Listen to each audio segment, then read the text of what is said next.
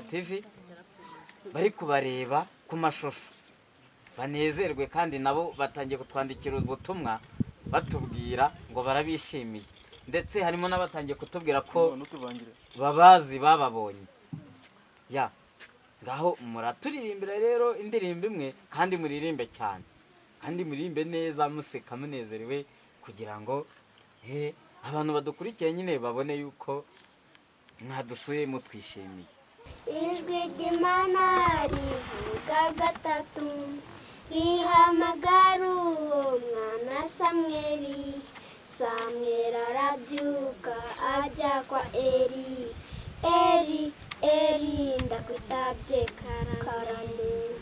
Reka tubifurize kongera kugubwa neza, kandi mugire amahoro y'Imana mwebwe bakunzi ba Nyurwa TV. Twizere yuko mumeze neza nyuma y'ibiganiro tumaze iminsi tubagezaho.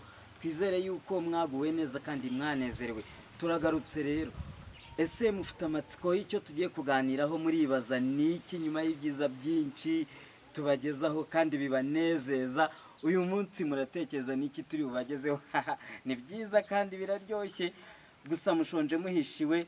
Mukanya turaje rwose tubabwire icyo tugiye kuganiraho, ariko sindi njyenyine nk'uko mubizi, ndi kumwe na mugenzi wanjye. Mukanya gatoya cyane araba ahabaye. Ntimucikwe kandi mugume ku mateleviziyo yanyu. Okay, action. Ya Toyota rero nk'uko twahoze tubivugaho, ubu noneho tugiye kwinjira mu mwanya nyirizina w'ikiganiro, ariko tuzajya tugenda tuvangiramo n'abantu n'indirimbo nziza ziciye bugufi. Bazikunda indirimbo rero zituma imitima yururuka ku bantu bafite rwose imitima iremereye. Uranga iyo uririmbye indirimbo imwe ngo ubusenze karindwi nuko kagere nka rwose. Umva ko rero kuririmba ni isengesho rikomeye, rishobora kukugiraho bigukura bikajya naho bikugeza.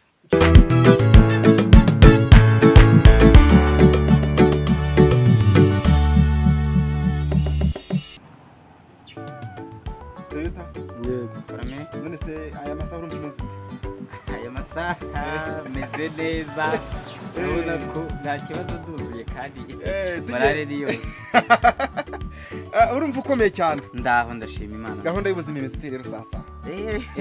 Gahunda y'ubuzima okay, wenda ngiye kuri gemeze neza. Yego niko bimeze. Tutirengagije ko hari abo bitameze neza bitewe na COVID-19. None ko mfite amakuru yuko bakujombye akana. Wakakiriye gute? Wakakiriye gute? Kari agashinge ka Johnson. Ka Johnson nyine bigomba kubaho, nyine buri wese. Yego. Gusa icyo twashishikariza abantu hagataho ni ukwirinda COVID-19 kuko imeze nabi kandi imaze guhitana ubuzima bwa benshi. Icyo dusabwe rero ni ukwirinda, kandi ndatekereza ko uramutse ukingiwe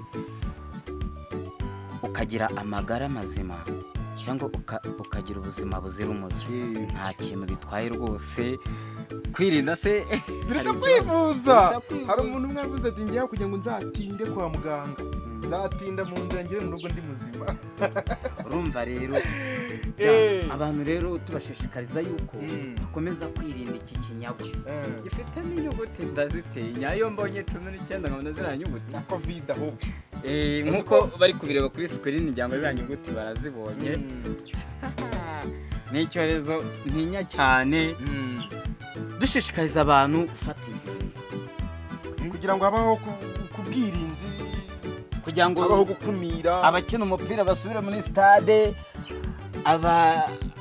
abari mu itorero basenge ku mutekano, abakora bya bindi mu matorero yandi bagira konseri, ibitaramo, abahanzi, mbega gahunda zisubire mu buryo. Nuko twese tuzikingiza ku buryo tuzaba dusigaranye icyo bita ubudahangarwa, ibintu bigasubira kuri gahunda. Niki wabwira abateze amatwi Nyurwa TV ku bijyanye n'uvuga uti ngewe urukingo rufite amakenga, avuga ati ngisi nakikingiza, kandi mu by'ukuri ubona n'ubuzima bwe ahagazemo ntaho buherereye?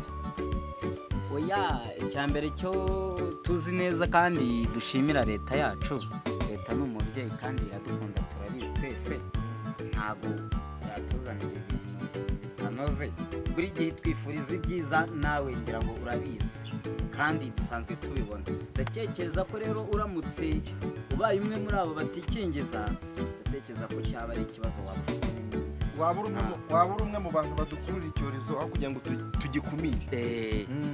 Icyo tuvuga ni kimwe, bivuze nka kugira ngo igisubizo ku bantu haba ikibazo ku bantu.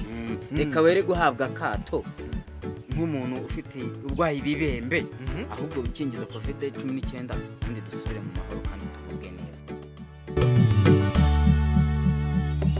Kuri gahunda ya Nyurwa TV irafete. Yes. Ngira ngo nkuko twahoze tubivuga yamaze kuhagera. Amatsiko yari yose rero niyo mpamvu twavuze tuti arimo ari kunyura akubita ipasi akubita umukunjo, urabona ko aje asize pe. Cyameze neza. Twavugaga ntabwo twabeshyaga. Oya meze neza. Niyo nizeye hanze ahangaho icyorezo cya COVID-19 abantu bari kukirinda gute?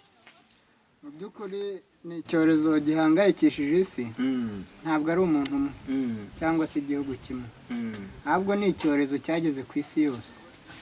Ni ukuvuga ngo rero iyo icyorezo cyugarije isi habaho buriya inzego ziba zishinzwe ibintu by'ubuvuzi bigendanye no kwita ku bantu.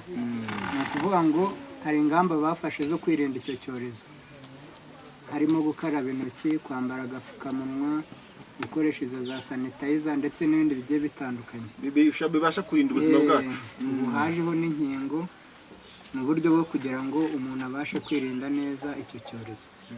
Yego. Ya